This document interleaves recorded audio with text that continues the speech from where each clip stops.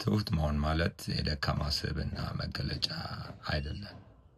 ይልቁንስ ትሁት ማለት በራስ መተማመኑ ከፍተኛ የሆነና ጋጠወጥነት ወይንም አሮጋንስ የሌለበት፣ ሌላው ደግሞ ከሌሎች ለመማር ዝግጁ የሆነ ሜቢ በእውቀትም የሚያንሱ ሰዎች ከሆኑ የማያውቀውን ነገር የሚሰጡት ከሆነ በፖዚቲቭሊ ከነሱ ለመማር ዝግጁ የሆነ እንዲሁም አንዳንዴ አጥፍተህም ሞራሉና ድፍረቱ ከሬጁ ያለው እና ሶሪ ማለት የሚችል ሰው።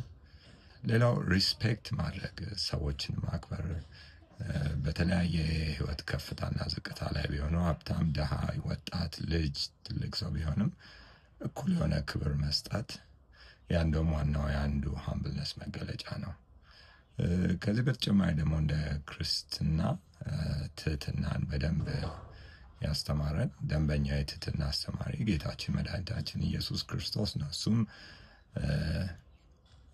የዲሳይፕሎቹን እግር ዝቅ ብሎ አጥቧል። ይሄ በዛ ጊዜ እግር ማጠብ የሰራተኞች ስራ ነበር፣ ግን እሱ ትህትናን ለማሳየት ሲል ዝቅ ብሎ እግራቸውን አጥቧል። እና ትሁት መሆን ማለት የደካማ ስብዕና ባለቤት መሆን አይደለም። ስለዚህ በተቻለ መጠን ትሁት እንሁን፣ በማንኛውም ሁኔታ በማንኛውም ጊዜ።